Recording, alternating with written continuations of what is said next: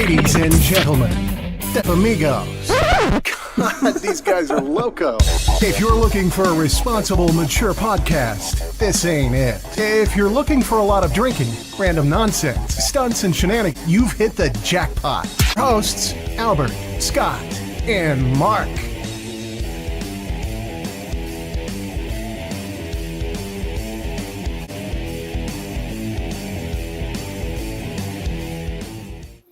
And we're live. We're live. Welcome to the show, Amigos PC. Our guest, Jesse Camacho. I hope again. I hope I didn't butcher that. No, you got it. That was perfect. So you've been on Locke and Key as of recently, but you also been on a couple other spots. I think Kickass 2 was one of the ones that I saw. Yeah, I did a little walk on Kickass too. Absolutely. How did that go? So you just said it's a little walk on. So did you have to cast for that, or like how does a walk on work? Yeah, it's it was kind of the standard way that these things happen. They asked me if I wanted to go in and read. It was really a small little scene with Aaron, who plays obviously Kickass in the film. Yeah. And I went in and had some fun in the audition room, and they were nice enough to invite me to set for the day. So.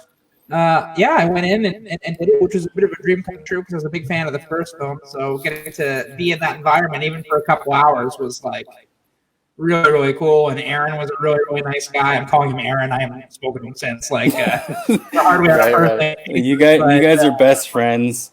Exactly. You go to lunch every Thursday. It's exactly. I was just talking to him before I jumped on with you guys. So, that's very cool.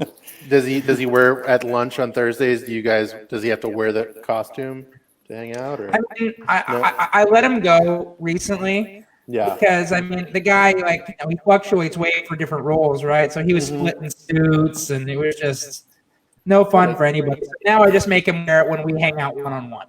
Nice. Oh, okay. That makes sense. Exactly. He doesn't want to get typecasted as Kick-Ass all the time. So that makes sense. Exactly. Yes. Exactly. Very cool. But yeah, I did check out that. I did watch that scene because I was like, we're trying to do the research on, all the stuff we've done. And so I checked that out and I was like waiting. And I was thinking maybe you were going to be in like the school scene, like as a student or something. And I'm like waiting. And then I was like, no. But then I was like, oh, yep, at the police scene, there you were. I'm like, oh, there it is. Pop up as a neighbor. Yep. Yeah, exactly. So you didn't blink when you watched it, because if you did, you probably would have missed me, which is good. You kept your eyes open the whole time. I did. Scott is a really he's a moviegoer, so he does look. He pays attention to those little details and things like that. I'm the same way. That's awesome. Yeah. So you had your own show too at one point, Less Than Kind. Yeah. So how? Go ahead. No, I was gonna say that was probably the other than maybe like obviously Locke and Key's been the one right now, but that was definitely the greatest experience in my professional career was being on Less Than Kind. Well, it's more to come, man. I mean, it's gonna nothing but up from here. Yeah, exactly sure. right. Yes, For exactly. Sure. So I'm a huge fan of Locke and Key. Where can we see Locke and Key, Mark? You have Netflix. There we yes, go. on Netflix. Yes. We can find it on Netflix. Yeah. Well, we're gonna get there, right? No. Well, before we just started going on, I was about to tell a little story of how I stumbled across it. So I ended up getting on Netflix. I was gonna watch something with the kids. Saw this because it's TV 14, right? I'm like, okay, well, let's sit down and chat and turn this on and see what it's like. Kids were like, and walked away and found something else to do. Me and my father-in-law happened to be sitting there, and all of a sudden we realized we're like 4 or 5 episodes in and completely hooked in the entire storyline. Yeah, I'll get you. It's such a great show, is basically what I'm getting at. Your character is visual effects and them making a movie in this show. Not to like spoiler alert or anything, but that's okay. That's not a big I'm on episode 4, so that's how far I got. I'm gonna keep that. It's a good thing you told me because I'm gonna keep that. You're gonna spoil it. Exactly. Yeah. Well, did you drive any inspiration? Like, how did you get cast in it? Like, with the read and like Yeah, I mean, it was obviously it kind of happened the standard way. Fun fact about Locke and Key is it's had a pretty tumultuous journey to getting on screen, right? Because obviously these great graphic novels by Joe Hill, and originally it was a Fox pilot that didn't get picked up, and then it was a Hulu pilot that also didn't get picked up, or there's creative differences or something. Finally, Netflix bought it. And I got the breakdown and I read the kind of character description and I was like, oh my God, like this is me. Like I relate to this so much. You know, I'm a big horror movie fan. And I used to love making really crappy horror movies with my friends in high school. So I was like, what am I going to do to make this kind of fun? And I said, well, I'm just going to put as much of myself in it as possible to make it as natural as possible. I went to the store and I bought a little bag of goldfish crackers. Okay. And during the audition, I kind of just stood there and did them. And I wore a Pennywise the Clown T-shirt. Nice. And they responded to me, which was amazing. Yeah, that's kind of how that all happened. So, did you happen to get to you read the script prior to, right? Mm-hmm. What was your first? Okay, go ahead. Do you mean the audition after I'd been cast? Before Yeah. Oh, the audition. Okay. I didn't read the whole script. I just read. They just sent me kind of the scenes of the Savini Squad in episodes 1 and 2. Okay. So, which was very helpful because the Squad actually is not in the graphic novels. So it's kind of new territory. It's really uncharted, which is actually kind of exciting because there's no real pre-written journey for them. We don't really know what's going to go down. But anyway, for the audition, I just had those scenes in episodes 1 and 2 to go off of. Okay. Very cool. Did you read the books? Like, did you know of the books before going on to this, or did you pick them up after, like, when you were kind of like? I picked them up like after I'd been cast, but before I started shooting. Yeah. I knew what they were. I'd heard of them, but I hadn't read them. So I ordered them and I read it in like literally a day because it was just so good. It was just so awesome. It's right up my alley. Like. Yeah, that's the kind of stuff I like. So it really wasn't a chore to get through them. I bombed through them in an afternoon. Very cool. Yeah. So when you read the script, like what were your first thoughts of it as you were starting to film and things like that? Well, I mean, getting to the set, like I kind of knew that it was something really special. I mean, I was super nervous going in because it's kind of a big U.S. show, and I'm a kind of small time actor in Canada. So I was like, what's this gonna be? I remember reading the scripts, going like, this has all the potential to be like a huge success. And the writers on the show were, in my opinion, like the gold standard. You've got Carlton Hughes, who did Lost, which was like my religion in high school. Oh wow, yeah. And Meredith Averill, the other kind of showrunner creator, she did Haunting of Hill House, which I really loved. So I mean, I was like, well, you're not going to get better material than this. It's just up to the cast and I not to screw it up. And, it just like it kind of got bigger and bigger. I got to the set, and the sets were amazing. I was like, okay, more pressure. The costumes were amazing. Like, and then I met my co-stars, and I was like, they're all amazing. So yeah, I mean, I felt good about it pretty early on. But it was nice to see when the show came out that the reception was pretty positive for the most part, and obviously we got renewed, so that's super exciting. Yeah, so it's just been amazing the whole way. Oh, there's a spoiler. It's renewed. It's renewed. Well, it's on Netflix. It does say season 2 coming or whatever it says on there. You said that like the sets and everything. Like, is that me and Mark were talking before you came on? Like, that house is amazing. Do they shoot that in? Is that in Massachusetts, or do they just make you think that, or like? Is it in Canada or California, or like where are they shooting that? Yeah, there's tons of movie trickery going on. Yeah, so it's shot. I would say 80% of it was shot in Toronto. Okay. And 80% of it was shot in the small town Lunenburg in Nova Scotia. Yeah, with the house, there was a real exterior. I could be wrong on this. I never actually went to the exterior house location. but I believe half of the house is real and half of it is like digitally imposed on there. And the insides are all. Oh, it's amazing. Yeah, it really is like super, super cool. And walking through it, it's massive. Like, it's amazing.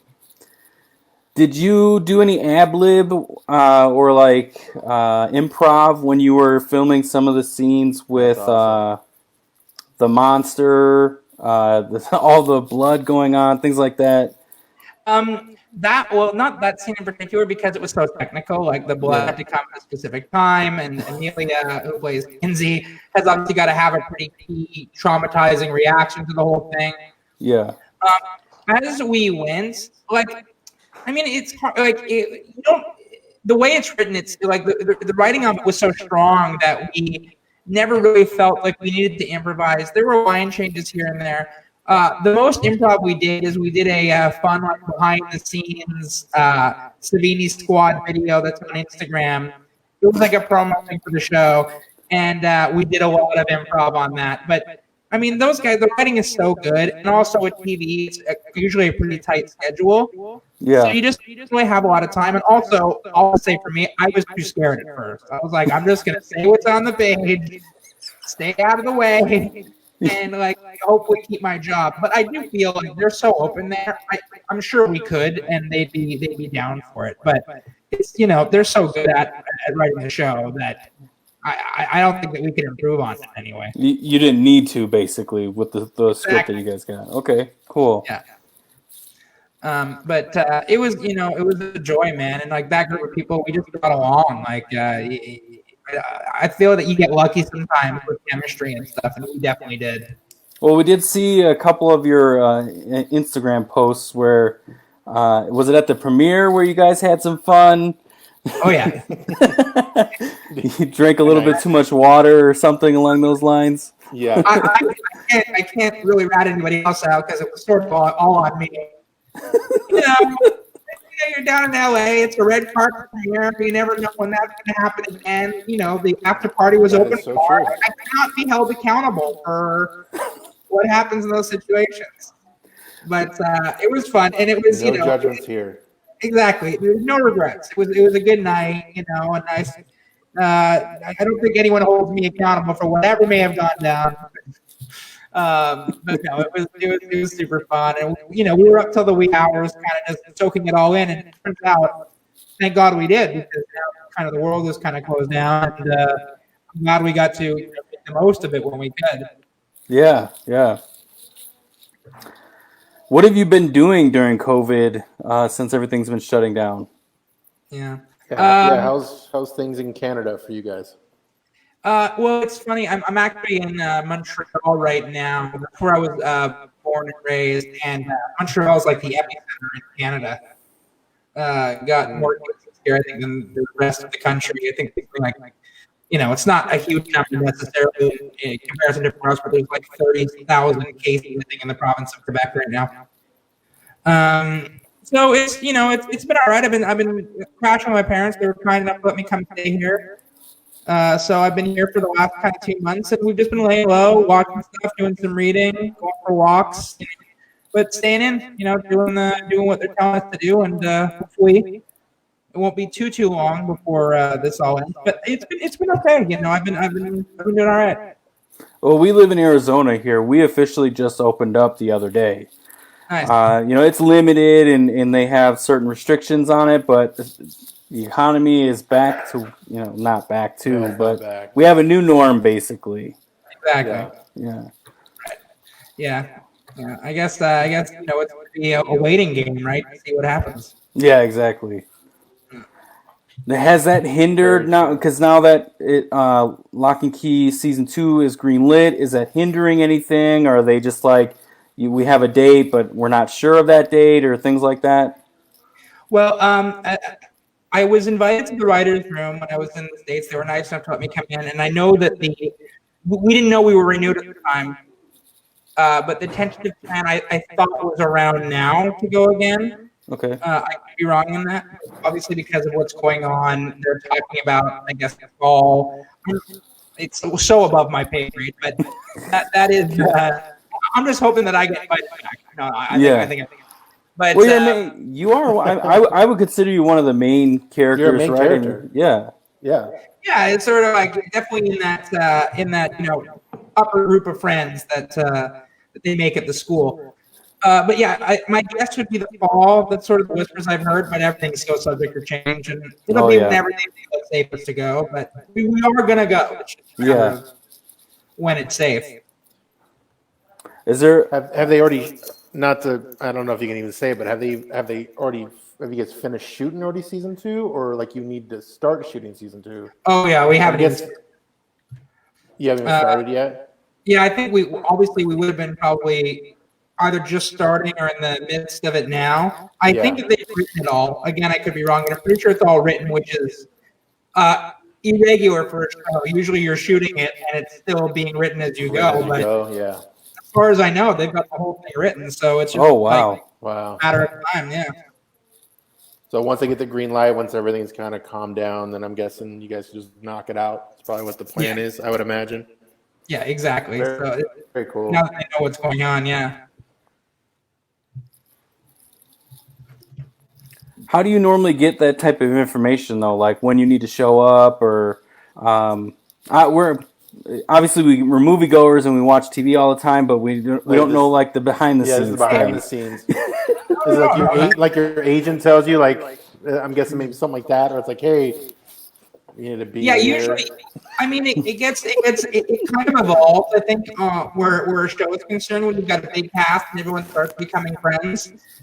Sometimes, like the creators or writers will let people know, but as far as I know, usually, like I've texted Meredith and stuff, and we're in touch. But I think that the kind of the usual or the proper way, whatever that means, is they contact their person who contacts the agent for the actor. HR? Is it HR? HR Is it HR? They contact the agents for the actors, and they kind of tell us where to be and when to be there. So yeah, I haven't gotten that call yet, so I'm assuming that things are still at least a little bit away. But who knows? I mean, it's just such an unprecedented situation, so it's pretty crazy. It could be like right after this ends, you get a text message, "Hey, you got to be in LA in 2 hours." I could have an email right now saying we're going next week. I have no idea, but I'm assuming it's going to be in Toronto again, and I'm assuming it'll be 5 months shoot or whatever it is, and I'll be popping up however often they'd like to have me there. So you read the books, and then you have the script. You said there was a little variation with the squad, right? Is it still similar to the books, or are there major differences beyond what you've already mentioned? Yeah, there are major differences. The graphic novels are a lot more brutal. They're a lot darker. They're a lot gorier. I guess by extension, scarier. But I mean, they're amazing, right? Like, it's so weird how you can have these two things. Like, the graphic novels are literally perfect as they are. They're like perfect. But I feel if you translated them kind of exactly as they were written, after like 2 or 3 episodes, people watching will be like, I can't deal with all this carnage happening to these kids. Like, yeah. So I think it was a really smart move to sort of like broaden the demographic a little bit by making it a little more kid friendly. But yeah, no. So the Citizen Squad, they're not in the comic. There are these 2 characters. There is a Scott, like in our show, Patrice Scott. There is a version of Scott from graphic novels, but he's quite different. And there's a guy named Jamal that Kenzie's friends with. And they go down to like light spoiler alert, but nothing major. Don't panic. They go down together with those people. But other than that, like, it's quite different. Okay. The show in total is concerned, there's a lot of the same story beats, but they happen in different order and like with different results. So it really does share a lot of the same DNA, but it's kind of its own beast. Very cool. Okay. That's awesome. Yeah, absolutely. So it's been super fun. Sorry, I'm just making sure my wires don't get trapped here. I keep having to move them because if they get pinched, I'll be screwed. Oh, yeah. Audio. We always have audio technical difficulties. One given episode or anything. Right. Yeah. Yeah, not to mention, I mean, with the remote stuff, sometimes the internet is kind of lagging sometimes, and it kind of slows things down. And whatnot. Yeah, ours has gone out in the past here. I think we'll be okay, but if I disappear, that's why. Nice. Jesse, this is the most important thing we're going to ask you tonight. What is that? And then my screen just goes black. Yeah, that's coming. Don't worry. Exactly. That's what's going to happen. Build the suspense. Exactly. So, is there any memorable moments that stick out to you when you guys were filming this? You said you became friends. You guys are getting to know each other more. Like, is there any little stories that maybe were off camera that you guys did that you can actually tell? I don't know. No, nothing horrible enough that I couldn't tell it. I think the funnest thing would be Patrice Jones, who plays Scott on the show. Had a knack for scaring the hell out of Amelia, who plays Kinsey, because she's so easy to scare. Like, you could be sitting with her having a conversation. I'm going to cover my mic a bit for this. And you could literally just be like, "Hey, Amelia, how are you today?" And she will scream. Really? You didn't have to jump up behind anything. You don't have to do anything. She's just very jumpy. Yeah. And Patrice clocked this very early on. And he must have scared her at least 5-6 times a day. Every single day. And if you go on his Instagram, I think there's a montage of him doing it. Yeah. It's maybe 1/1000th of the scares that he got. I'm trying to think. The whole week that we spent, again, I'm trying to avoid spoilers. The whole week we spent in the caves was just like a bunch of kids having fun. It did not feel like work. We were just joking around and teasing each other and having a blast. And the crew, I think, was having a really good time because the show's pretty heavy sometimes. Yeah. I think the Savini squad stuff is much more kind of light. And I think they use us really well. I think they use the squad. They don't use them too much. They don't use them too little. It's like we're there the right amount to kind of lighten things up a little bit. Although Jackson as Bodie does that as well. Jackson's really, really great.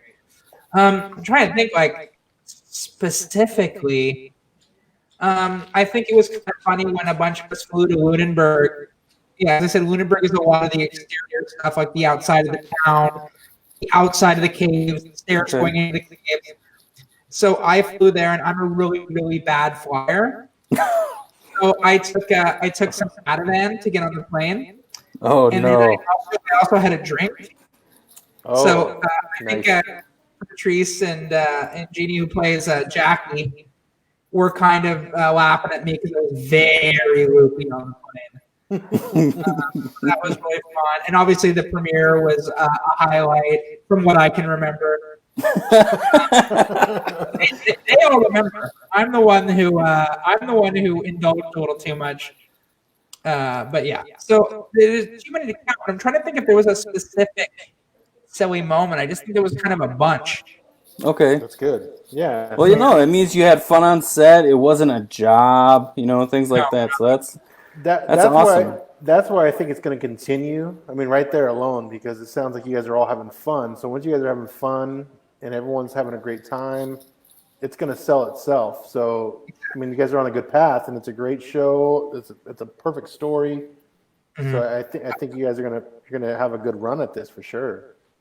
Yeah, I hope so, man. It's just we were so lucky to get the reception we did, and there's so much that's still untold from the graphic novels. And Joe Hill and Gabriel Rodriguez, who does the illustrations, they're doing more stuff now. So like, hopefully there's stories to be told, for years to come. Yeah, that's awesome. So what about in your past movies, shows that you've been on? Is there anything that you enjoyed that you wanted to talk about, as far as like, is there like something that stands out in your film entourage of things you've done that you want to talk about? I think what we brought up before, the show I did in Canada, Less Than Kind, was just a super, super fun kind of hidden gem show. We did well. The critics really liked the show, and we won a lot of awards up in Canada. But it the show had more lives than a cat, man. I mean, we switched networks after the first season. We had a cast member pass away. Right before we started shooting our third season, and then it was just like crazy. We were on City TV, then we were on HBO Canada, and so that was a really fun experience. I didn't even know HBO had a Canada. Like it doesn't anymore. Do they do something different there? It's just like just a maple leaf in the corner. No, yeah, it was just sort of like they just aired American shows with the occasional like Canadian show. Oh, okay. Okay. All right. I don't really know what else much the difference is. It doesn't exist anymore. So. It's all HBO now or something. Yeah, it's all HBO or whatever. Yeah, whatever it's called now. But it was cool. We led into Game of Thrones for a little while. That was pretty fun. That's very cool. Yeah, we have HBO Latin, I think it is. But it's in the mix that you get. But that makes sense because we're in Arizona, so we're right here, and like 90% of Arizona speaks it. So I guess that makes sense. Exactly. In a lot of the country, I would imagine. Yeah, you met the 10% that doesn't right here. Yeah. We don't speak it. Well, neither do I, so we're all Yeah. What got you into acting at the beginning? Fun fact that my parents are both actors. Oh, okay. So I came out of the womb basically wanting to jump into it. Holding an apple exactly doing that. Yeah, nice. Performing the Shakespeare. Yeah. Tis that and whatnot. Exactly. I think I started asking them when I was like 5 years old. Can I do it? And they were at first like, are you sure? There's a lot of rejection. It's very feast or famine. It's fun when you're working, but you're not working most of the time. But then when I was about 8 years old, they were like, all right, if you really want to try it, we'll give it a shot. And then they've been super supportive since.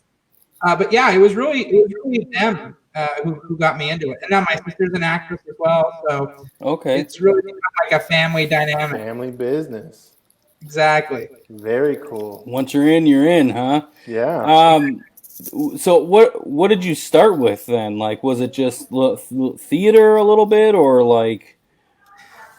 Well, I was super lucky because I kind of already had a foot in the door. My dad was like, come meet my agent. So my dad's agent at the time, and she was like, she gave me some sides, and she was like, let's see what we can do. And I remember kind of reading. She's like, all right, well, let's be out for some auditions and see what happens.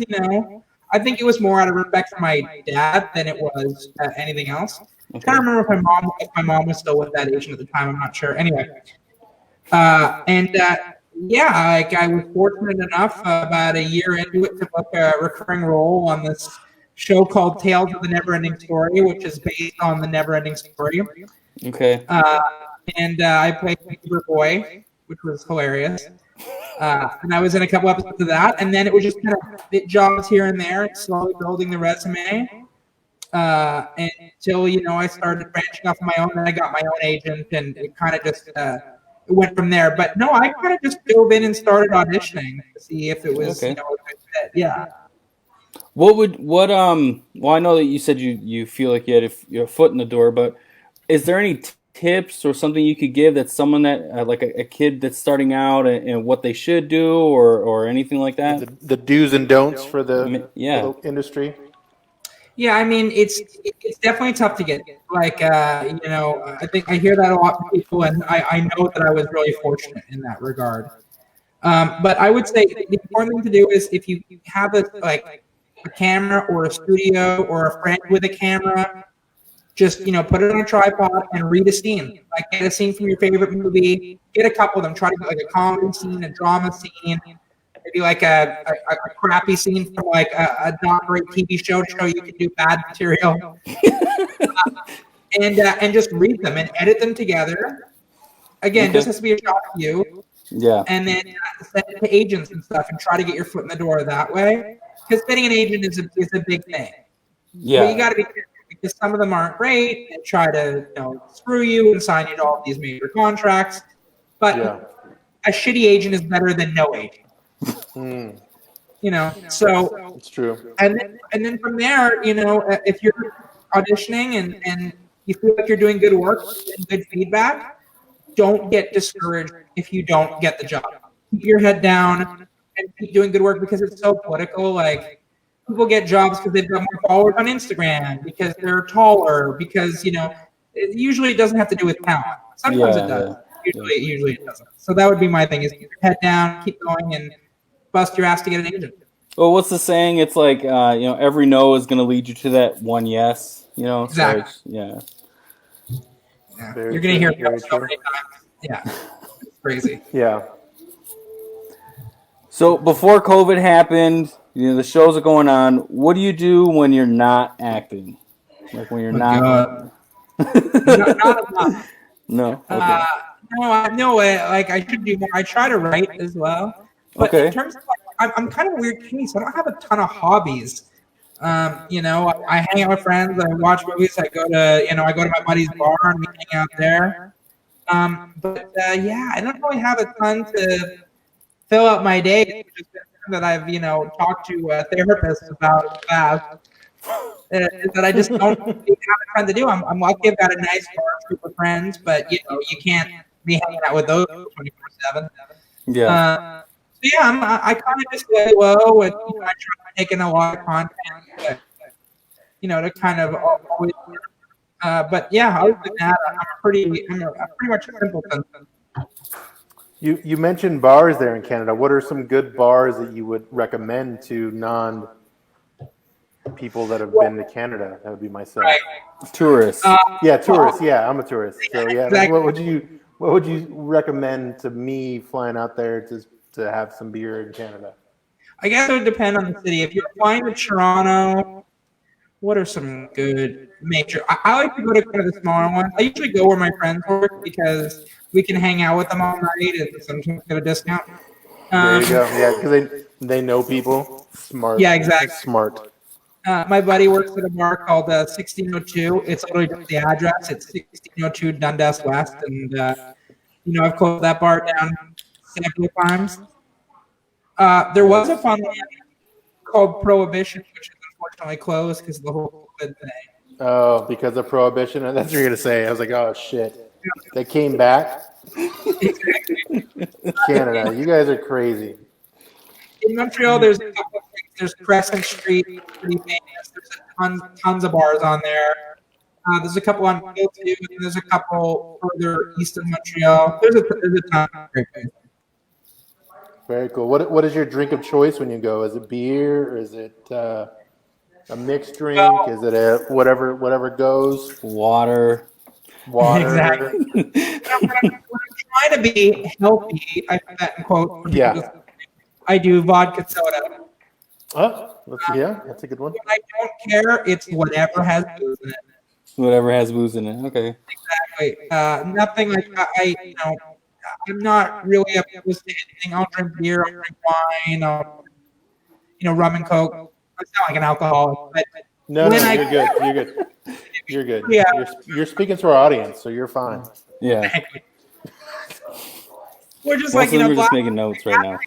I was like wasted in a hotel in LA, and I listened to my podcast, and then I drank this, and then I drank that. Drink this and this. Exactly. Oh, that's why you shouldn't have mixed these things. No, I'm just Yeah, brutal. But it was super fun. So, have you ran into anybody in Hollywood that you don't like yet? Like maybe like you thought you would like them. Like, is there somebody that you met? You don't have to name names or you don't have to anything name them, but has there been somebody that has been like, you look forward to talking to this person, and it turned out being that they weren't as awesome as you hoped, or and how was Jim Carrey? You don't have to say. You don't have to say. Yeah, you don't have to say who it was. That's a fellow Canadian. I befriended Jim Carrey, and he was really. I doubt he could remember, but he was really funny. I went to drop off because I wasn't in the movie very much. Instead of doing a full cosplay for me, they were like, "Can you just bring a couple of your own clothing, and kind of see if any of it works?" And when I went to drop it off, Jim Carrey was coming out of his fitting. Oh, okay. Cool. And he was on a little bit. He was doing like a bit of a movie thing for the costume ladies, so he seemed really nice.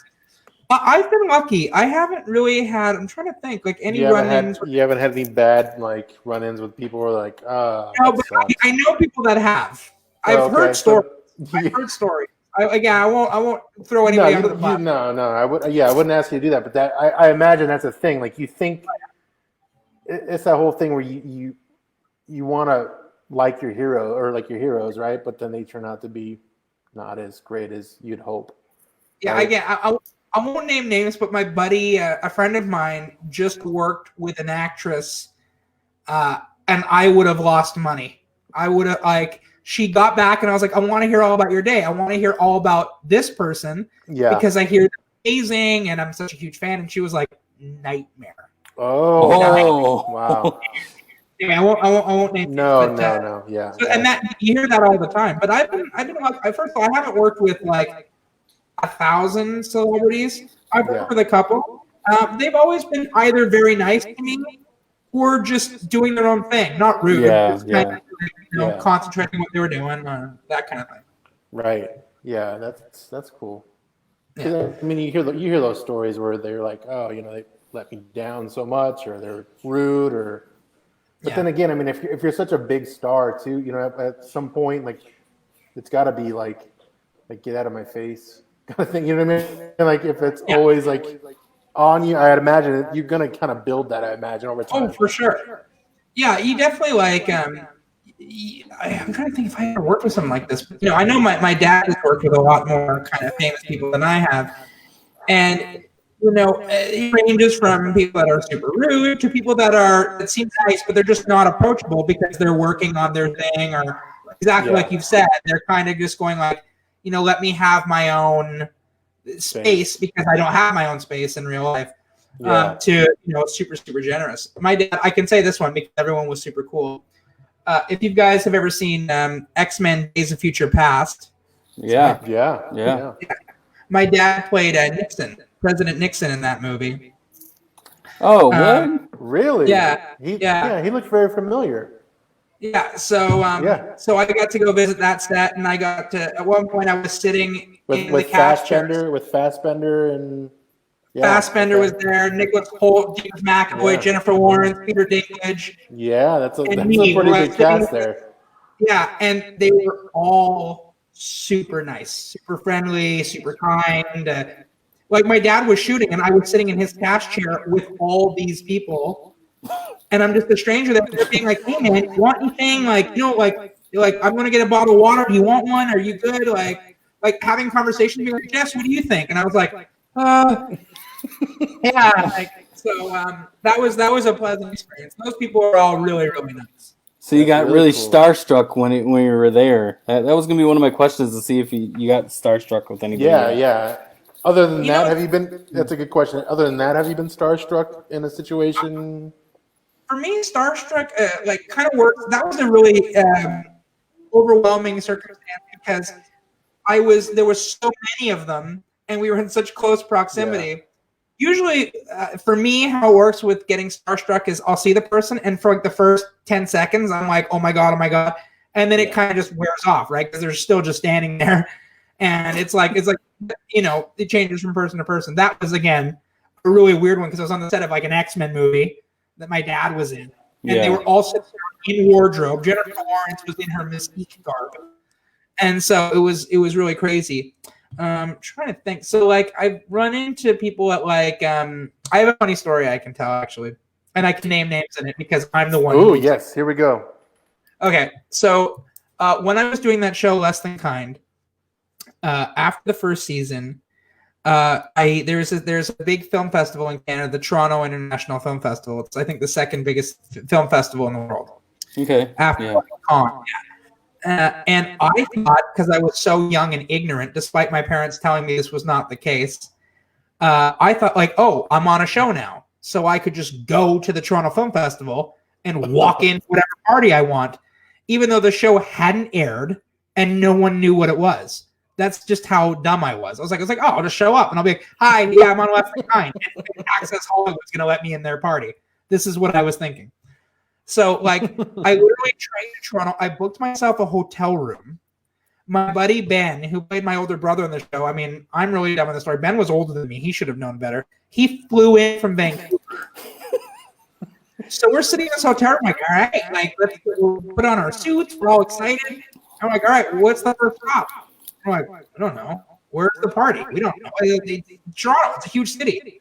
But should we just go looking for a party? Like, what do we do? And so we called the publicist for the show. And we say, hey, we're in town for TIFF. And she's like, okay, do you have a movie in the festival? Like, what do you want me to do? I'm like, well, I don't know. Let's the parties. And she's kind of like, well, I can't just get you into stuff. It doesn't work that way. She goes, but you're lucky. I've got 2 tickets to the after party of this movie. I don't know if you guys have seen this movie. It's called In Bruges. And it's with Colin Farrell. Colin Farrell. Yeah. Yeah, Colin Farrell and Brendan Gleeson.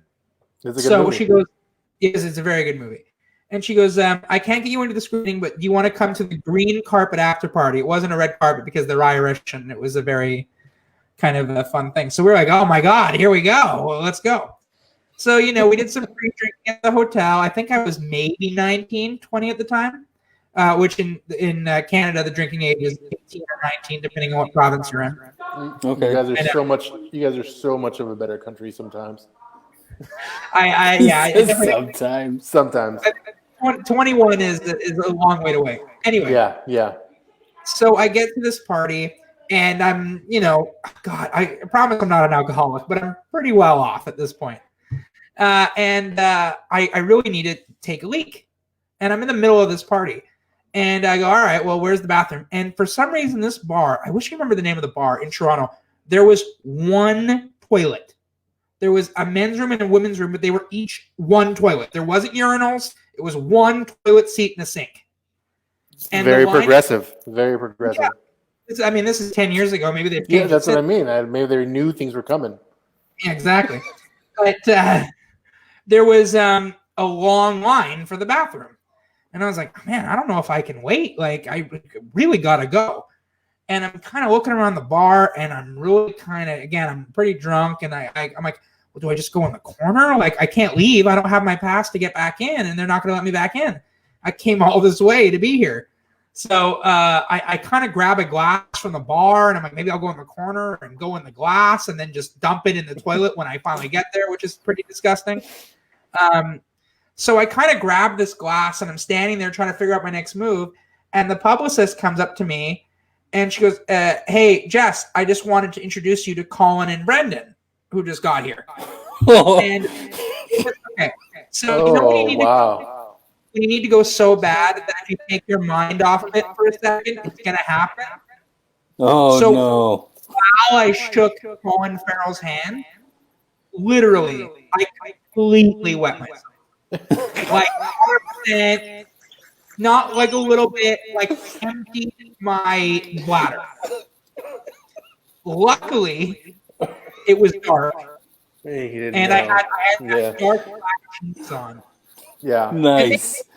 They moved off. They were nice enough, but they moved off super quick. They had other things to do, so they kind of moved up. And I was like, okay, I'll catch up with you soon. Enjoy the party. I was like, yeah. And I'm just standing there, and I puddle my own piss. And I kind of go up to a waiter, and I'm like, yo, I think someone spilt their beer over there. And then I find my buddy Ben, who's with me, and I say, I need your pass because I need to go back to the hotel because I need a shower and come back. So he gave me his pass. I went back. But anyway, that's a pretty funny celebrity. That is an awesome story. Yeah, it is. Yes. And I think Colin Farrell would have probably understood because he can do some drinking here, or I've heard. So, I think he's probably. But I'm sure it's happened. Yeah, I'm sure he's had a little run-in with that as well. I can only imagine. Yeah. So anyway, and he's Irish, right? He's Irish. So. And he's Irish, yeah. Yeah, and those guys love to drink. Yeah. It's like in their DNA. Exactly. So one day I'll tell him that story again, and he'll laugh in my face, I'm sure. Yeah, like, oh, I've met you before? Probably is like some shit like that. Yeah, so embarrassing. That's awesome. Or he vividly remembers you. Either one or the other. Oh yeah, or that would suck. Yeah, I remember the puddles. You're the guy with the puddles? You're the guy who shook his hand. Yeah, exactly. God. Yeah, that's my embarrassing story. I'll be honest with you. I think maybe I might do that also, standing in front of him. I would have done the same thing. Yeah. Yeah. Oh. So you're not alone. Thank you. I would say if you can not piss your pants, that's probably the best way to go. But that is a good way to go. Exactly. I obviously didn't have a choice. That's crazy. Have you ever thought of doing stand-up or anything like that? Yeah, people have asked me that, and I'm a really good public speaker. I love public speaking. It doesn't make me nervous. I won a bunch of public speaking awards in high school, but there's something about stand-up where the audience is sitting there waiting to laugh that I find intimidating. Yeah. So I think I should do it. Like, I'm more nervous about writing material. I think that if somebody gave me something, I could do it. I mean, you just wrote a whole story there. That's what you can do right there. Yeah, you can do life story events, like things that you've sort of the Dane Cook. Because there's different type of comedians. Like you can talk about jokes, right? And there's like life telling, like storytelling. You could do that. Like talk about your experiences. Like you could probably do that. You'd be awesome. That's the only reason I bring it up is because as you're telling that, I'm like, this would be a great story to tell. It's a great story. I mean, that was awesome. It's one of those ones where, like, obviously in the moment I was horrified, but even like 2 minutes later, I was like, you know what? I'm happy this happened because this is going to be an all-timer, hopefully. Yeah. Yeah. I mean, that's a story to tell generations for sure. I mean, not only you're meeting Colin Farrell, but you're peeing your pants in front of him. I mean, I guess that right there is funny. I have a bit of a sequel to it. Oh wait, there's a part 2? Yeah, it involves me in a different. Well, it doesn't really. I'll just tell the story. I was shooting this movie in Vancouver called Rapture Palooza, and it's not a very good movie. It's okay. I shouldn't say that. It's okay. It shares a lot of the same storyline as This Is the End, but it came out the same year as This Is the End. So like This Is the End was it was funnier and exploded. Anyway, so I got a nice little role in that. I was supposed to play Anna Kendrick's brother. Anna Kendrick. But then the other guy. Yeah. She was the female lead, and the guy who ended up being cast as my best friend looked more like her, so we switched, which sounds like it was a big deal, but the roles were the exact same size, so it didn't really matter. And it was a really weird process. I got there and I did the read-through and I did the rehearsal, and I remember not feeling good. Everyone was nice, but I just felt it was like, I don't think they like what I'm doing. Like, I just don't think my comedy's kind of working, and I was like, I just feel that they're not really digging it, and they were really working with me, and the guy was playing my friend or whatever. Anyway, then they ended up firing my buddy, and they like your actual buddy or your buddy on the show. A guy that I was already friends with who got cast. We got cast together as sort of a team because they knew we knew each other. Yeah, and so they said, "Oh, we'll cast them both. We'll figure out which one looks more like Anna." And then there are guys, and they fired him, and then they cut the role down significantly. Oh wow! And it was really, I had to away with myself. I just wasn't prepared. I wasn't like, I don't know. It wasn't arrogant. I guess I was nervous. I just wasn't delivering, and I know like it was the right move for them. I guess. Felt bad for my friend who was kind of following my lead. So sorry, buddy. And. So I get to set on my very first day, and they've replaced my buddy with another great actor whose name is Caleb Worthy, who's really, really good. And we're going about the first day, and I'm just grateful to still have the job. And my stomach starts cramping. Oh no! And I'm like, oh boy, go to the bathroom. And we're shooting in this house in Vancouver. And it's actually a house, it's not a set. The Locke and Key house? Yeah. That would be better because it'd be big enough that I could go to a bathroom. There's like at least 18 of those in there. I would imagine how big that house is. Exactly. And Anna Kendrick is shooting a scene with this woman, Anna Gasteyer, very famous from SNL. She played Lindsay Lohan's mom in Mean Girls. And wait, who? Wait. Anna Oh, Gasteyer. okay. Yeah. Okay. If you saw her face, you'd be like, "Oh my god, of course her." Yeah. So they're shooting. The movie is a spoof. It's a comedy. This is the one like somewhat serious scene in the movie that they're shooting right now, and I'm on break. And I really need to go take a dump. So I go up to one of the crew members and I'm like, "Hey, do I have time to go 10-1?" Which is the saying on set, go to the bathroom. And they're like, "Oh, 1 second." And they kind of check and they go, "Actually, on the last shot of this scene, then we need you for a blocking.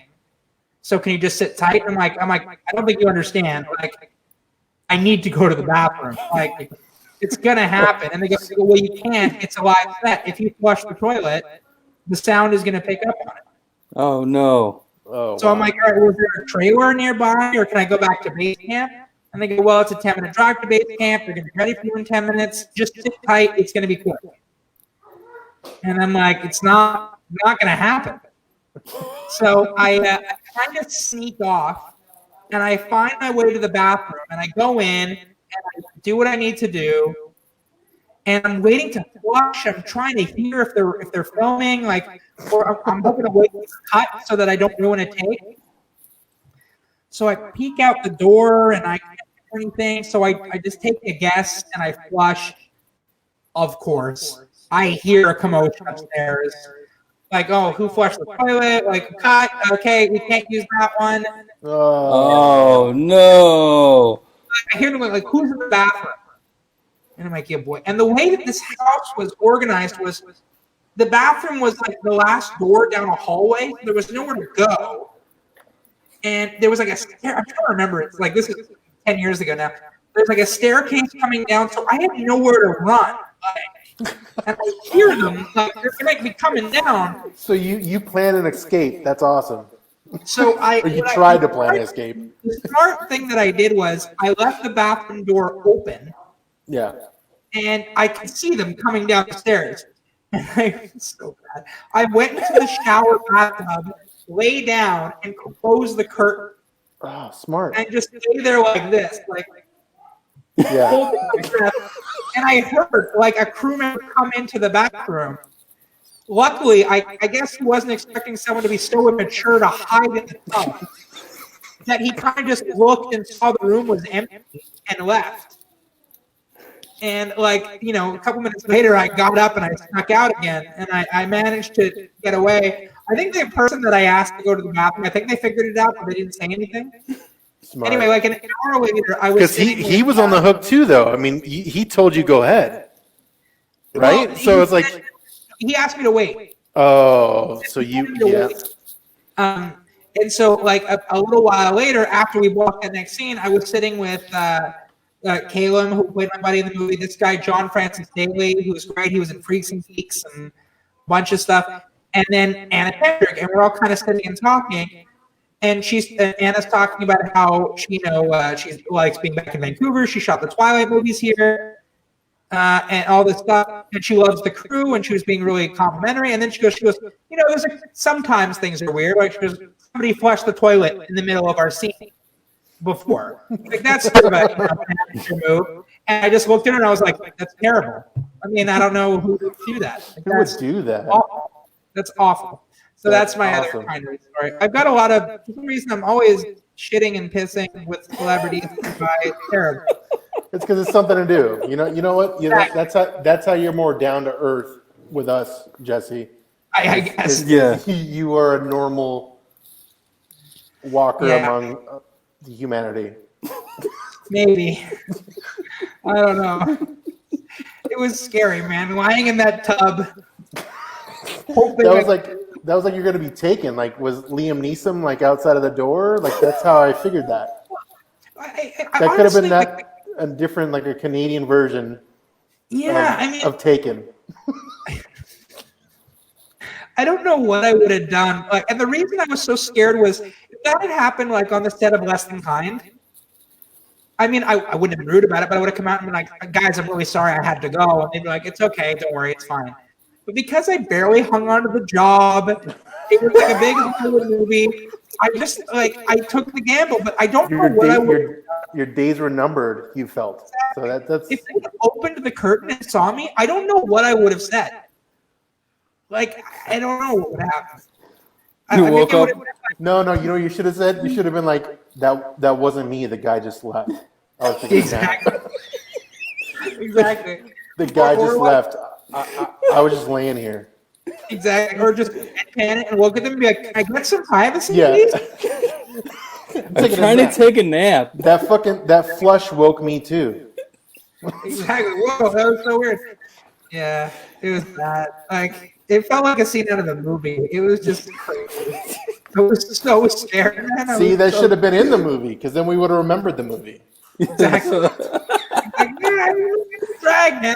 That movie was funny. It was a great director. It was a good cast. The script was funny. It was just circumstance. I like Anna Kendrick, so I'm going to check that out or at least look into that for sure. She's so cool. She's probably it's tough. The Locke and Key cast members are great too, but she might be the smartest actor I've ever worked with in my life. Oh wow, really? Just the questions she asks and the way she carries herself on set, it's like I'm acting since I was 8. I mean, I'm not an expert in any way. Yeah. But I was like, okay, I think I know how this all works. And she was asking questions and making choices that I just never even considered. You see why she's the gold standard. It's just very, very obvious. And super nice, super sweet. She seems like she would be cool and like everything you're saying, like cool, smart, and like funny, like all of the above. That's what I would think she would be. Oh yeah. I'm glad she wasn't one of those like, oh, she was horrible to work with. No, I named her, so she's all good. Yeah, you're right. You're in their good graces, or they're in your good graces. I said, I really try to remember, I never really worked with anyone that was super rude. I've heard more stories than I've experienced myself. That's where the good segue is season 2. We'll see what happens. Exactly. I was going to say, I'm changing myself now. Everyone I work with the rest of my career, there's going to be a rude person there. They're going to bully me relentlessly for the whole shoot. Excuse me. That's funny. We appreciate that you came on. Everybody needs to look out for season 2 of Locke and Key. So once that comes out, before we let you go with everything, could you tell us where we can find you on social medias and all that stuff? Again, we really appreciate that you came out to the show. Oh, thanks for having me. Thanks for letting me come and vent about how my bodily fluids are portrayed in appropriate time. I'm on Twitter and Instagram. I'm very bad at both, but I try. On Twitter, I'm at Jesse115115. That was my homeroom in high school, and I've been too lazy to change it ever since. Nice. And I try to be funny on Twitter, and I probably have about one funny tweet a year. So that should tell you about how often I swing and I miss. Also, all right, so let's re-talk about our comedy endeavors then. Yeah, exactly. I'm messing with you. I talk a lot about Survivor. I'm a big Survivor fan. So if you follow me on Twitter, I apologize for the hot takes on Survivor. On Instagram, I'm Jesse J.D. Camacho. My full name is Jesse John David Camacho. And there's some fun behind the scenes stuff on there. Some bad pictures about the fact that I can't get a haircut because of the quarantine. Quarantine, yeah. But some fun stuff on Instagram. I'm still trying to find my identity, so we'll see. Okay. Is there anything else in the pipe beyond Locke and Key? Yeah, you can at least say or maybe hint to, or in the works, or your stand-up career. Go ahead. Yeah, exactly. You got to get my stand-up career on. I am developing a show with one of the guys from Less Than Kind, Chris Shaysgreen, kind of about. It's a perspective show, kind of like Master of None. I don't know if you guys have ever seen that show. It's a great show on Netflix with Aziz Ansari. But anyway, it's a point of view show. I've heard of it, but I've not seen that one. Okay, yeah. It basically, what I mean by that is it's character driven. It's not plot driven. It's about a point of view more than anything. Okay. And it's centered around a guy who's very much like myself. He's quite overweight, wants to be an actor. It's about how his weight sort of affects him in his love life, his everyday life, his career life. And so I'm working on that. We're still kind of developing it, but hopefully somebody will pick it up soon. Thanks for letting me shout it out. Yeah, not a problem at all. Yeah, no worries. All right, so I'm going to end this real quick. Well,